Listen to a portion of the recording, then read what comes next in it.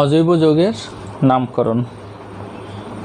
অজৈব যৌগের নামকরণে অধিকাংশ ক্ষেত্রেই ব্যতিক্রম বিষয় লক্ষ্য করা যায়, অর্থাৎ এই নামকরণগুলো আসলে অনেক দিন থেকে চলমান অবস্থা একটা প্রক্রিয়া, অর্থাৎ বিভিন্নজন বিভিন্নভাবে অজৈব যৌগের নামকরণ করে গেছে।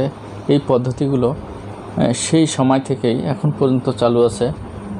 তাই অজৈব যৌগের নামকরণ আসলে সঠিক কোনো সিস্টেম নেই, তবে কিছু কিছু অজৈব যৌগের নামকরণ আমরা সিস্টেমের মধ্যে ব্যাখ্যা করতে পারি। তো শুরুতেই আমরা আসতে পারি যে অজৈব যৌগগুলো আসলে কোন কোন ধরনের অজৈব যৌগ আমরা নামকরণ আওতায় আনতে পারি। যেমন হতে পারে লবণ, কিছু আছে যেগুলো হচ্ছে অজৈব লবণ। তারপরে হতে পারে অ্যাসিড, তারপরে হতে পারে জটিল যৌগ। এগুলো আমরা নামকরণ আওতায় নিয়ে আসতে পারি। এছাড়া আছে ক্ষার আছে।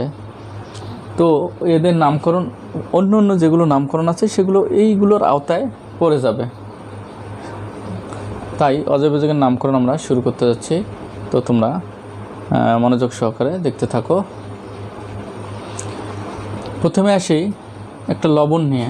তো আমরা যদি যে কোনো একটা লবণের যদি উদাহরণ দেখি, যেমন সোডিয়াম ক্লোরাইড, তারপর হচ্ছে কপার সালফেট। তো এই লবণটার নামকরণ আমরা এমনি এটা নামকরণ আগে থেকে জানি, সোডিয়াম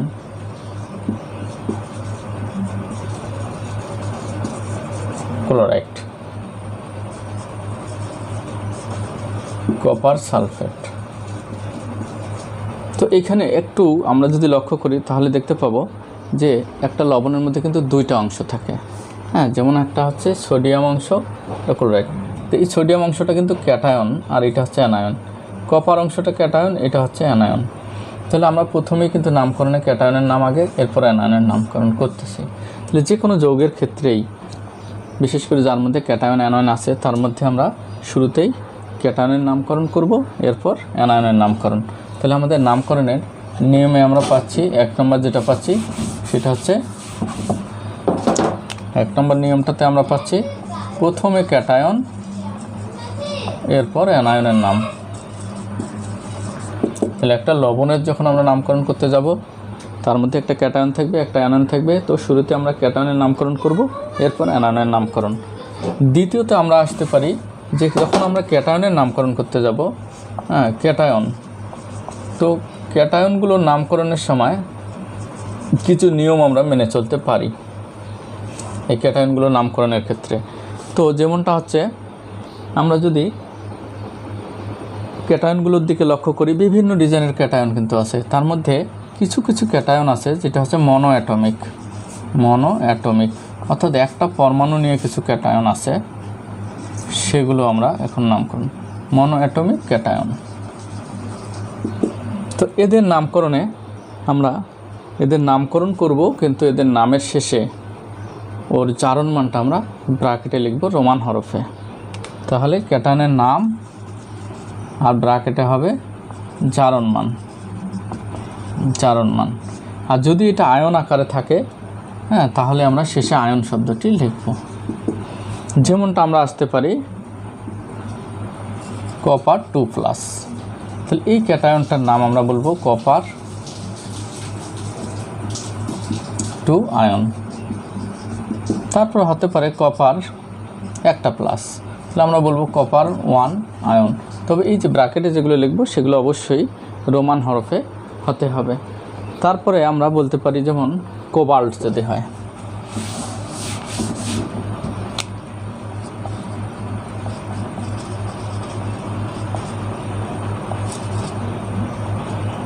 কোবাল্ট 2+, তাহলে আমরা বলবো কোবাল্ট 2 আয়ন।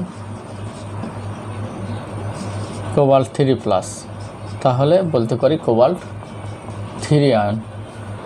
তো যে কোনো ধরনের ক্যাটায়নকে আমরা এভাবে নামকরণ করে রাখতে পারি। এরপর আমরা বলতে পারি SN2+, তাহলে এটা হবে টিন 2 আয়ন। তারপর হচ্ছে SN4+, টিন 4 আয়ন।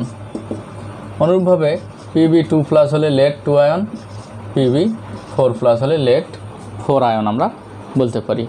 তবে একটা বিষয় এখানে লক্ষণীয়, যে বিষয়টা না বললে নয়, সেটা হচ্ছে আগের থেকে চলমান একটা নামকরণ আছে। যেমন এই নামকরণটা বর্তমানে কিন্তু স্টক নামের একজন বিজ্ঞানী কর্তৃক উদ্ভাবিত এই জারণমান শব্দটি ব্যবহার করা হচ্ছে, কিন্তু সেটা হচ্ছে ক্লাসিক্যাল সিস্টেম, মানে চলমান একটা পদ্ধতি, যেটা আসলে ইউপ্যাকের মধ্যেও ধরে রাখা হয়েছে।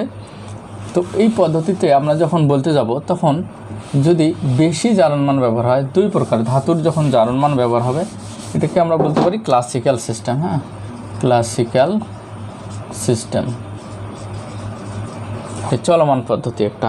তো এই ক্লাসিক্যাল সিস্টেমে যখন জারণমান কম হবে, জারণমান কম হলে নামের শেষে ও ইউএস বা আস, আর বেশি হলে নামের শেষে আছে ইক বা ইক শব্দটা জুড়ে দেওয়া হয়। তাহলে যে সকল আয়নের জারণমান মানে ক্যাটায়নের জারণমান কম, সেগুলো নামের শেষে আস, আর যেগুলোর বেশি হবে সেগুলো নামের শেষে ইক। তবে এই আস আর ইকটা ব্যবহার করা হবে লেটিন নামের সাথে, লেটিন নামের শেষে। আস আর ইক আমরা ব্যবহার করব লেটিন নামের শেষে, অবশ্যই এটা ব্যবহার করতে হবে আমাদেরকে লেটিন নামের শেষে। তো আমরা আসি এবার উদাহরণে। তো দেখি যদি আমরা কয়েকটা উদাহরণে লক্ষ্য করি, তাহলে যেমন হচ্ছে এটা আর হচ্ছে কপারের দুইটা। তবে এই বিষয়টা হয় যাদের একাধিক জারণমান রয়েছে তাদের ক্ষেত্রে প্রযোজ্য। যাদের একাধিক জারণমান নেই তাদের আস আর ইক বলে কিছুই নেই। তাহলে এটা কপার, তো কপারের লেটিন নামটা হচ্ছে কিউপ্রাম। তাহলে এটা হচ্ছে আস লাগাই দিলে কিউপ্রাস, কিউপ্রাস আয়ন। আর এটা হবে কিউপ্রিক আয়ন, কিউপ্রিক আয়ন। অনুরূপভাবে আমরা যদি বলি Fe2+, তাহলে লোহা বা আয়রনের লেটিন নামটা হচ্ছে ফেরাম 3+, তাহলে এটা হচ্ছে ফেরাস আয়ন, ফেরাস আয়ন। এটাকে বলবো আমরা ফেরিক আয়ন। তবে এটা স্টক যেটা বলছিল সেটা ছিল কি আয়রন, আয়রন 2 আয়ন, আর এটা ছিল আয়রন 3 আয়ন। হ্যাঁ, এইটা বর্তমানে লেটেস্ট নামকরণ, যেটা স্টক কর্তৃক উদ্ভাবিত হয়েছে। এরপর আমরা যদি পলিঅ্যাটমিক ক্যাটায়ন, অর্থাৎ যে সকল ক্যাটায়নে অনেকগুলো পরমাণু রয়েছে, একাধিক পরমাণু রয়েছে, তো এটা আমরা বলতে পারবো 2 নম্বরে পলিঅ্যাটমিক, অ্যাটমিক ক্যাটায়ন। এটা যদি হয়, অর্থাৎ অনেকগুলো পরমাণু নিয়ে গঠিত হয়, তাহলে এদের ক্ষেত্রে আমরা নামের শেষে আম শব্দটি জুড়ে দেব, নামের শেষে আম। হ্যাঁ, আম, বা আমরা জুড়ে দেব আম, এই আম না, এই আম, এই আম শব্দটি জুড়ে দেব। অথবা আমরা দিতে পারি অনিয়াম। হ্যাঁ, অনিয়াম, এই শব্দগুলো আমরা নামের শেষে যুক্ত করব।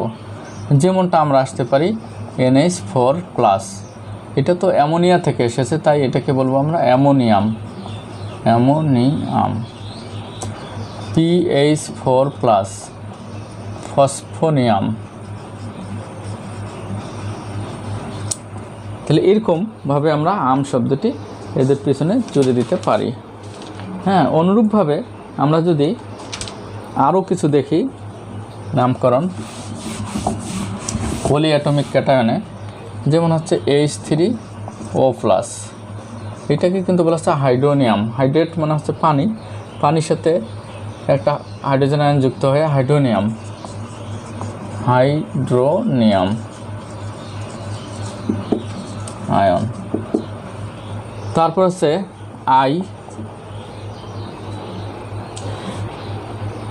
H2+, এটাকে আমরা বলতে পারি আয়োডোনিয়াম, আয়োডোনিয়াম, এটাকে আমরা বলতে পারি আয়োডোনিয়াম আয়ন। অনুরূপভাবে আমরা SH3+, এটাকে বলবো সালফোনিয়াম আয়ন। হ্যাঁ, সালফোনিয়াম আয়ন। তো এইভাবে যেগুলো পলিঅ্যাটমিক ক্যাটায়ন থাকবে তাদের নামের শেষে আমরা আম বা অনিয়াম শব্দটি জুড়ে দিয়ে আমরা নামকরণ করতে পারি। এটা গেল আমাদের ক্যাটায়নের নামকরণ। তাহলে ক্যাটায়নগুলো দুই ধরনের হতে পারে, মনোঅ্যাটমিক আর পলিঅ্যাটমিক। মনোঅ্যাটমিক ক্যাটায়নগুলো নামের শেষে আমরা কি করছিলাম, নামের শেষে ব্র্যাকেটে জারণমান যুক্ত করেছিলাম। পলিঅ্যাটমিকগুলো নামের শেষে আম যুক্ত করেছিলাম। এবার 3 নম্বর সিস্টেমটাতে আমরা এসে বলতে পারি অ্যানায়নের নামকরণ। অ্যানায়নের নামকরণ। তো অ্যানায়নগুলো বিভিন্ন ডিজাইনের হতে পারে। 1 নম্বর আমরা যদি চিন্তা করি, এটাও হতে পারে মনোঅ্যাটমিক, অর্থাৎ একটা পরমাণু নিয়ে কিছু অ্যানায়ন থাকতে পারে। সেই অ্যানায়নগুলোর আমরা নামকরণের সময় নামের শেষে আইট শব্দটি জুড়ে দেব। নামের শেষে আইট, এদের নামের শেষে IDE আইট যুক্ত করব। নামের শেষে আইট যুক্ত করার হয়ে থাকে সাধারণত। তো এটা বাংলায় যদি দেই আইট, এই শব্দটি আমরা যুক্ত করব। যেমন আমরা যদি বলি Cl-, তাহলে এটা তো ছিল ক্লোরিন থেকে এসেছে, তাহলে একে আমরা বলবো অবশ্যই ক্লোরাইড আয়ন, ক্লোরাইড। আয়ন অবস্থায় থাকলে আয়ন শব্দটি লিখতে হয় ক্লোরাইড। তারপরে হতে পারে S2-, তাহলে সালফার থেকে সালফাইড, এই যে ড শব্দটি এসে যুক্ত হয়েছে। O2-, তাহলে এটা অবশ্যই অক্সাইড হবে, অক্সাইড আয়ন। তো এইভাবে যে কোনো আমরা যদি মনোঅ্যাটমিক দেখি তাহলে সেগুলোর নামের শেষে আইট যুক্ত হয়। যেমন হচ্ছে N3-, তাহলে এটা নাইট্রোজেন থেকে নাইট্রাইট। এভাবে যদি P3- হয় তাহলে ফসফাইড শব্দটি আমরা যুক্ত করব। এগুলো মনোঅ্যাটমিক অ্যানায়ন। এখন আমরা যদি পলিঅ্যাটমিক অ্যানায়নের কথা চিন্তা করি, তাহলে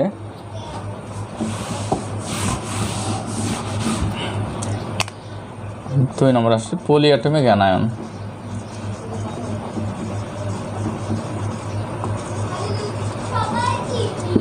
তো পলিঅ্যাটমিক যদি অ্যানায়ন হয়ে থাকে, এগুলোর ক্ষেত্রে আমাদের যদি সেগুলো অক্সিজেন যুক্ত হয়ে থাকে, পলিঅ্যাটমিক অ্যানায়নগুলো যদি অক্সিজেন যুক্ত হয়ে থাকে, বিশেষ করে অক্সিজেন যুক্ত হলে যদি পরমাণু বেশি হয়, অর্থাৎ অক্সিজেন পরমাণুর সংখ্যা যদি বেশি হয়, তাহলে 8 আর কম হলে পরমাণু বেশি হলে ATE, 8 নামের শেষে 8 যুক্ত করতে হবে। আর এই পরমাণুর সংখ্যা যদি কম হলে ITE, এই দুইটা শব্দ যুক্ত করতে হয়। তাহলে পলিঅ্যাটমিক এবং অক্সিজেন যুক্ত যদি অ্যানায়ন হয়, তাহলে অক্সিজেন পরমাণু বেশি হলে 8 আর অক্সিজেন পরমাণু কম হলে আইট শব্দটি যুক্ত হয়। তবে আছে আইটে যুক্ত হবে। যেমন আমরা যদি এর উদাহরণ খুঁজতে যাই, তাহলে SO3-2- আর SO4-2-, এই জায়গায় এখানে কিন্তু অক্সিজেন 3টা, এখানে 4টা। তাহলে এটাও কিন্তু পলিঅ্যাটমিক, এটাও পলিঅ্যাটমিক। তাহলে এইটার নাম হচ্ছে সালফাইড, আর এটার নাম হচ্ছে সালফেট, 8 যুক্ত হয়েছে। আবার মনোঅ্যাটমিক এটাকে আমরা বলছিলাম সালফাইড, এটা কিন্তু মনোঅ্যাটমিকের ক্ষেত্রে। তাহলে সালফাইড আর সালফেট এই দুটা শব্দ কিন্তু এখানে যুক্ত হলো। তারপরে ClO2- আর ClO3-, এইটা কিন্তু ক্লোরিনের অক্সিজেনযুক্ত অ্যানায়ন। তাহলে ক্লোরাইড, এটাকে বলা হচ্ছে ক্লোরাইড আয়ন, আর এটার নাম হয় ক্লোরেট আয়ন।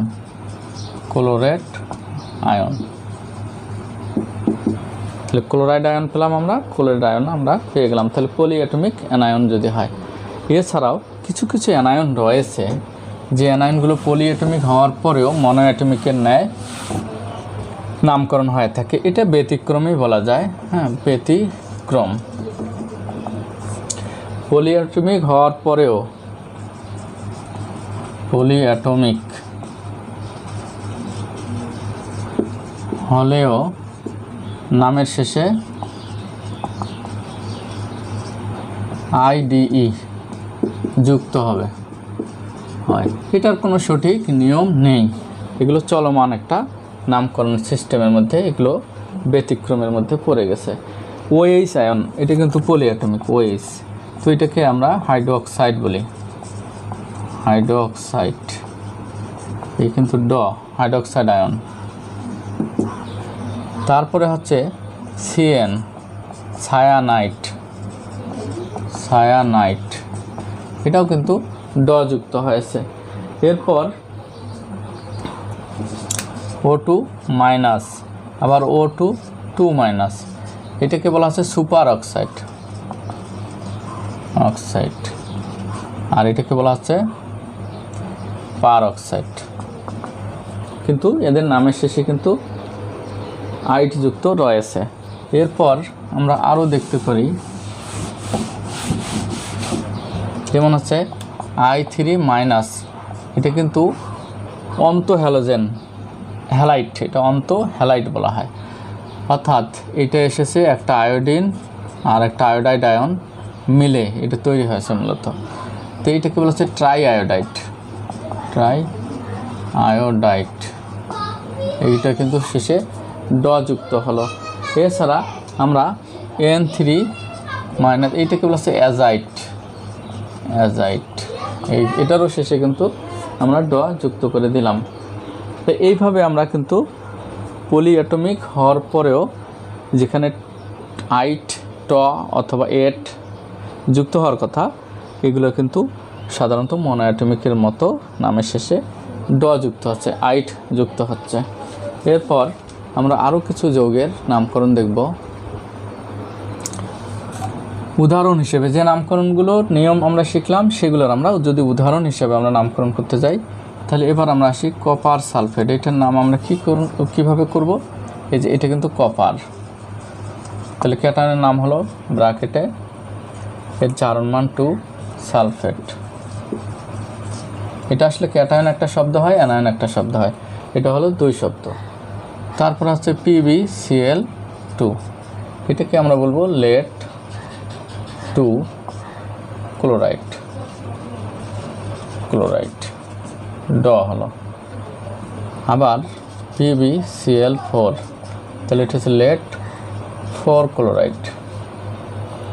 এভাবে আমরা নামকরণগুলো করতে পারি। তো এইটার ক্ষেত্রে আমরা আরেকটা যেটা বলছিলাম যে ক্লাসিক্যাল সিস্টেম বা চলমান পদ্ধতি, সেটা আমরা বলতে পারি যে প্লাম্বাস। লেটিন নামের শেষে কম জারণমান হলে আস আর বেশি জারণমান হলে ইক, তাহলে লেটিন নামের সাথে আস আর ইক যুক্ত করতে হবে। প্লাম্বাস ক্লোরাইড, প্লাম্বিক ক্লোরাইড, এভাবেও আমরা নামকরণ করে দিতে পারি।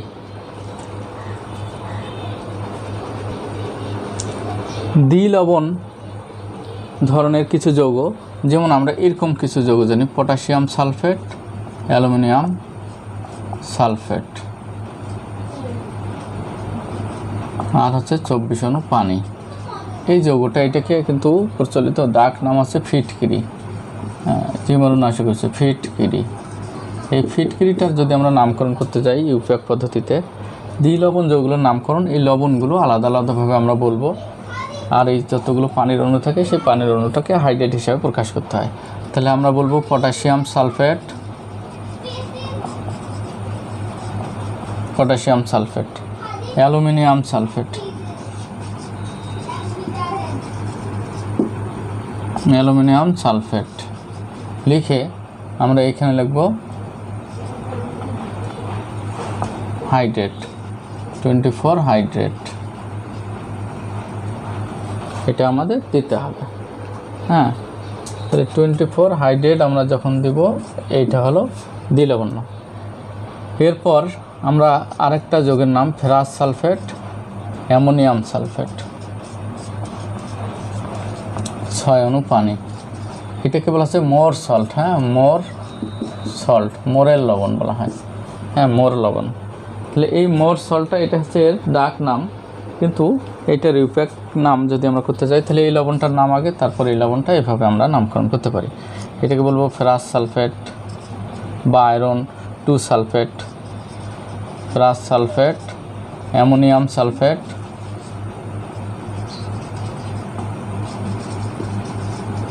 সালফেট আর 6 হাইড্রেট।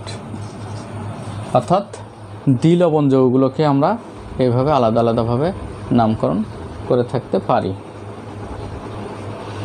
ক্লাস পানিযুক্ত কিছু যৌগ আছে, ক্লাস পানিযুক্ত।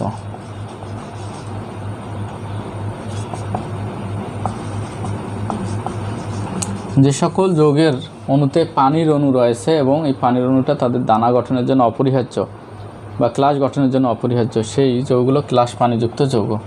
যেমন আমরা জানি যে তুত, কপার সালফেট আর 5 অণু পানি, এই যৌগটা এর নামকরণের সময় আমাদের তেমন জটিল কিছু না। আমরা এখানে এর লবণটার নাম আগে বলবো কপার সালফেট, আর হচ্ছে পেন্টাহাইড্রেট বা 5 এরকমও লিখতে পারি, হাইড্রেট বা pentahydrate, pentahydrate, pentahydrate. Zinc sulphate আর 7 অণু পানি যদি হয় তাহলে জিঙ্ক সালফেট, হেপ্টাহাইড্রেট বা 7 পানি, হেপ্টাহাইড্রেট। তো ক্লাস পানিযুক্ত যৌগগুলোর নামকরণ আমরা এইভাবে ferrous sulphate, heptahydrate, magnesium sulphate, heptahydrate, এভাবে আমরা এদের নামকরণ করতে পারি, অথবা এই হেপ্টার জায়গায় 7 হাইড্রেটও বলতে পারি। এরপর আমরা আসি কিছু অক্সি অ্যাসিডের নামকরণ। অক্সি অ্যাসিড, যে সকল অ্যাসিডের মধ্যে হাইড্রোজেন থাকে সেই সাথে অক্সিজেনও থাকে তাদেরকে অক্সি অ্যাসিড বলে, আর যেগুলোর মধ্যে অক্সিজেন থাকে না সেগুলোকে হাইড্রোক্সিড বলে। Oxy acid. তো এই অক্সি অ্যাসিডগুলোর নামকরণের ক্ষেত্রে আমাদের একটা জিনিস মনে রাখতে হবে যে জারণ মান কিন্তু আমাদের কেন্দ্রীয় পরমাণু যে থাকে তার জারণ মান অনেক, একাধিক যদি জারণ মান থাকে, হ্যাঁ, কম বেশি, বেশির চেয়ে যদি আরও বেশি হয় আর কমের চেয়ে যদি কম হয়, এই কমটাকে বলা হচ্ছে আস আর বেশিটাকে বলা হচ্ছে ইক। তো এর চেয়েও যদি কম হয় তাহলে এটাকে বলা হচ্ছে হাইপো আস, কমের চেয়েও কম, আর বেশির চেয়ে যদি আরও বেশি হয় তাহলে এটাকে বলবো পার ইক। এইটুকু আমাদের মনে রাখতে হবে যে এই ধরনের জারণমান যদি থাকে তাহলে একটা হলো হাইপোয়াস, মানে সবচেয়ে কম যেটা সেটা হাইপোয়াস। তো মাঝখানে বেশি হলে আমাদের ইক, কম হলে আস। তো কমের চেয়েও যদি কম হয় তখন হাইপোয়াস, বেশির চেয়ে যদি বেশি হয়ে যায় জারণমান, কেন্দ্রীয় পরমাণুর কিন্তু জারণমান, সেটাকে বলা হচ্ছে পারিক। তো নর্মালি দেখা গেছে এই ক্ষেত্রে কেন্দ্রীয় পরমাণুর জারণমান মূলত +1, এই ক্ষেত্রে কেন্দ্রীয় পরমাণুর জারণমান +7 পর্যন্ত হয়ে থাকে। আর এইটার জারণমান 2 +2 +3 এটার মধ্যে সাধারণত সীমাবদ্ধ থাকে। আর এটার জারণমান +4 +5, এটার মধ্যে 6 হবে আর কি। তাহলে এই জারণমানটার সীমানা হচ্ছে এইটা হলো, এইটা এরকম হবে, এটা হবে 3 2, জারণমানটা এদের ইউজ হয় না সাধারণত, 3 4, আর এখানে হচ্ছে 5 6, এই জারণমানগুলো মূলত যে যৌগগুলো পাবো আমরা তার মধ্যে এগুলো পাবো। তাহলে কম যখন জারণমান হবে, যদি 1 জারণমান হয় কেন্দ্রীয় পরমাণু, সেই ক্ষেত্রে আস ব্যবহার হয়, আর যদি 7 হয় তাহলে পারিক ব্যবহার হয়, আর 3 4 হলে সাধারণত দেখা গেছে আস, আর 5 6 হলে ইক শব্দটি আমরা ব্যবহার করে থাকব। যদি এরকম ধরনের আমরা যৌগ পেয়ে যাই, তো তার মধ্যে বিখ্যাত উদাহরণ হচ্ছে আমাদের HClO আর HClO2, HClO3, HClO4। এইখানে কেন্দ্রীয় পরমাণু হচ্ছে ক্লোরিন, এই জায়গায় এর জারণমান 1, এই জায়গায় 3, এই জায়গায় হচ্ছে 5, আর এই জায়গায় হচ্ছে +7। তো যে যৌগটা আমাদের মাঝখানে যে যৌগগুলো, এগুলো সব ক্লোরিনের অক্সি অ্যাসিড, তাহলে এগুলো ক্লোরিক অ্যাসিড ধরা হয়ে থাকে। তাহলে এইটা জারণমান মাঝখানেরগুলো, তাহলে এটা হবে ইক, এটা হবে আস। ক্লোরাস অ্যাসিড, এটাকে আমরা বলবো ক্লোরাস অ্যাসিড। আর এটাকে আমরা বলবো ক্লোরিক অ্যাসিড। তাহলে এটার চেয়ে যদি বেশি হয়, ইকের চেয়ে বেশি হলে কি হয়, এটাকে বলা হচ্ছে পারক্লোরিক অ্যাসিড। এইটার নাম হবে হাইপোক্লোরাস, মানে আসের চেয়ে কম, হাইপোক্লোরাস অ্যাসিড।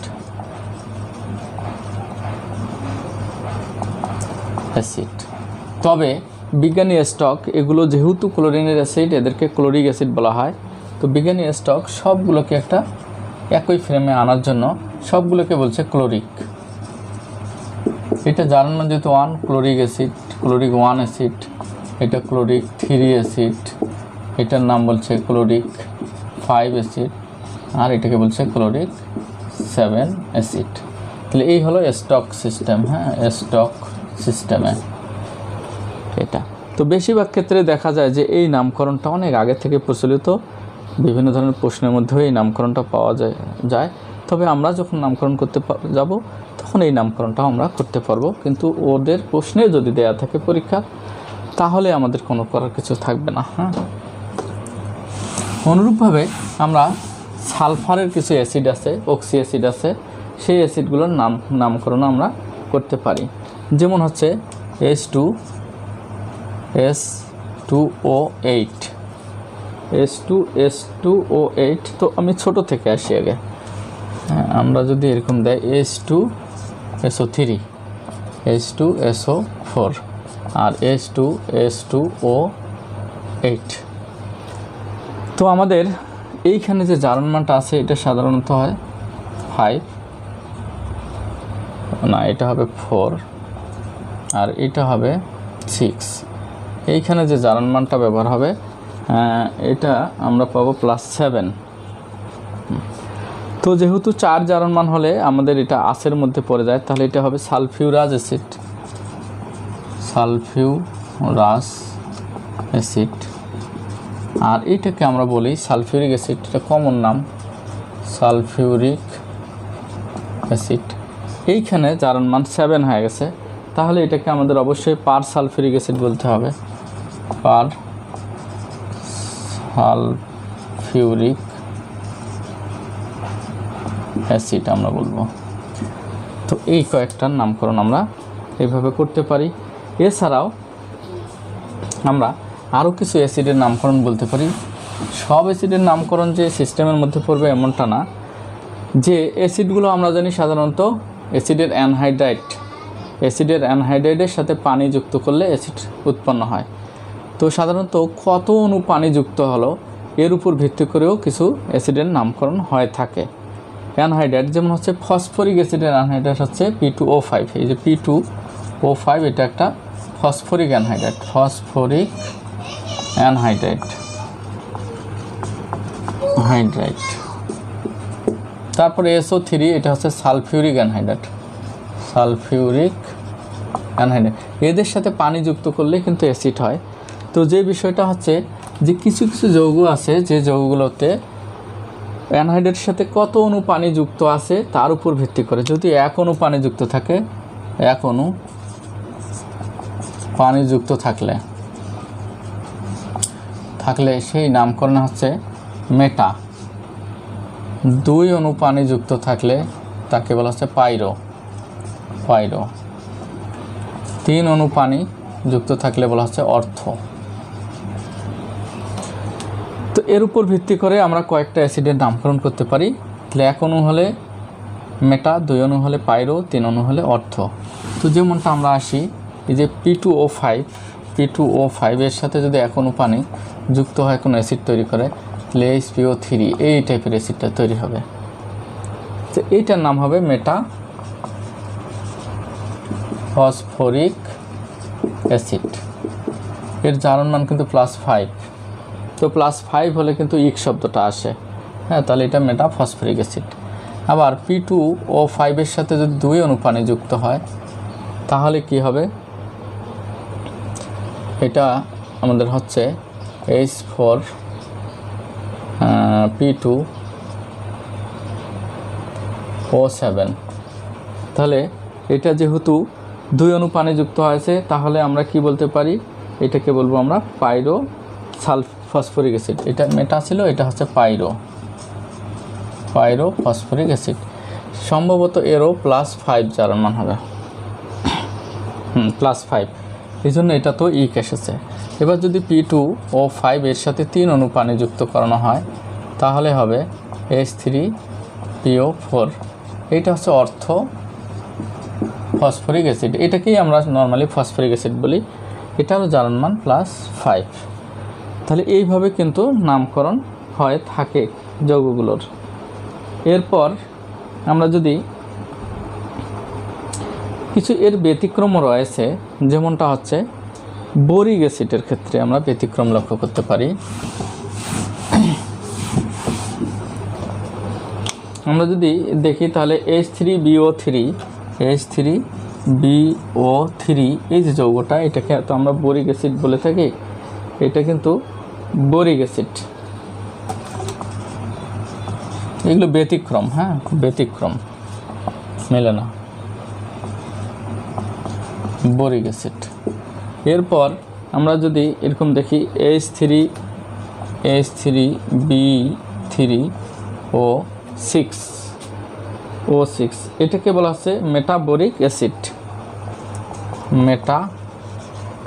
অ্যাসিড, এগুলো মিলে না আর কি আসলে। তো আমরা এই হলো আমাদের আজকের অজৈব যৌগের নামকরণের মোটামুটি কিছু ধারণা দেওয়া হলো। এর পরের লেকচারে আমি জটিল যৌগের নামকরণ আলোচনা করব।